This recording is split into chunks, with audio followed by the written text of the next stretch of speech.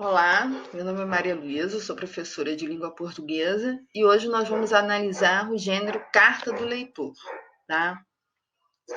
Onde esse gênero é encontrado? Qual é o seu objetivo? Qual a sua finalidade? Quem produz esse gênero? Tá? Bom, o gênero textual carta do leitor nós encontramos em jornais e revistas, tá? Os jornais e revistas são responsáveis pela divulgação de informações. Tá? Quem é que faz essas divulgações? Né? Quem são os atores sociais, os responsáveis pela elaboração das notícias, dos artigos de opiniões, enfim, de todo o corpo do jornal? Bom, primeiro nós temos os jornalistas, né? Que são aqueles que produzem as notícias, reportagens, editoriais e colunas. Depois nós temos os colaboradores, que produzem os artigos de opiniões, tá? O que são os colaboradores? Quem são? Né? São aquelas pessoas que são convidadas a escrever um texto para o jornal ou revista expressando a opinião sobre algum fato que está acontecendo na sociedade, tá? E os leitores, que são os atores sociais mais importantes, tá? Porque sem eles os jornais e as revistas não têm sentido, né? Os jornais e revistas precisam dos leitores para poder circular na sociedade e por isso que a opinião deles é muito importante para os donos das revistas e jornais, né? Os editores. Bom, e aí é reservado um local no jornal, na revista, onde o leitor vai ter voz, né? A sua voz vai ser escutada, a sua opinião sobre o que ele leu, sobre algum fato que aconteceu na sociedade, que ele está indignado, sobre alguma carta do leitor que ele leu e não gostou, sobre uma matéria que ele achou que não foi bem elaborada, ou uma crítica sobre algum filme, teatro, enfim, é o espaço onde o leitor tem a sua voz lida por todos, tá bom? Bom, e aí, como que acontece? Qual é o processo, né? Toda escrita tem um processo de composição, né? A gente não escreve do nada.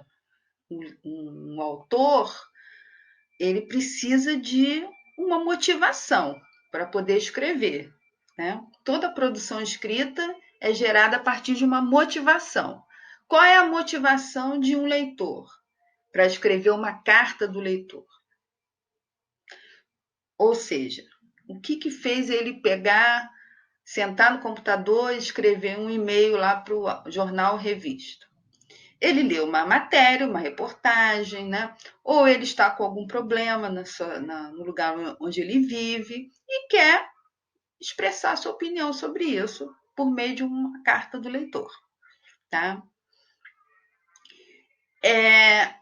O leitor ele vai escrever uma carta logo após a leitura da reportagem e vai enviar para o e-mail. Aí o editor vai ler, né? Vai selecionar, né? Nem todas as cartas vão ser publicadas lá, certo? Até porque o espaço não é muito grande. Então, os editores, às vezes, têm que fazer alguma edição, né, para poder publicar aquela carta, certo? Então, por exemplo, aqui, ó, eu peguei um artigo de opinião de uma jornalista, tá? Que foi publicado em dois jornais, tá? Ela publicou no jornal Opinião e no jornal Estadão. Então, ela é uma colaboradora desses dois jornais. E aí ela escreveu um artigo de opinião sobre a questão do isolamento social do coronavírus, tá? Então, ela vai expressar aqui se ela é favorável ou contra, e aí depois vocês podem ler com mais calma, que esse texto está disponível lá no Google Classroom, tá? Para vocês lerem com mais calma.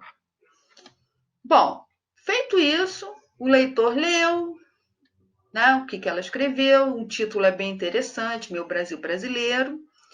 E aí, depois que ele leu, ele vai lá, pega, fala assim, não, eu quero falar sobre o que eu li nesse artigo, achei muito interessante.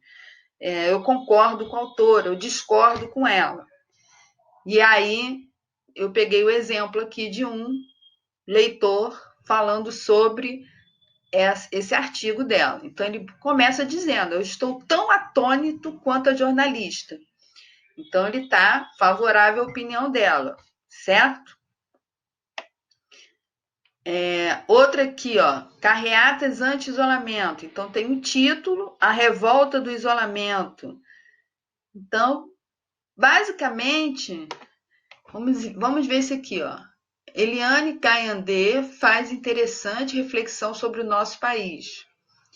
A história lhe dá razão. A revolta do quebra-quilos. Então, aqui o leitor traz argumentos históricos para dizer que o artigo de opinião dela é bom, tá?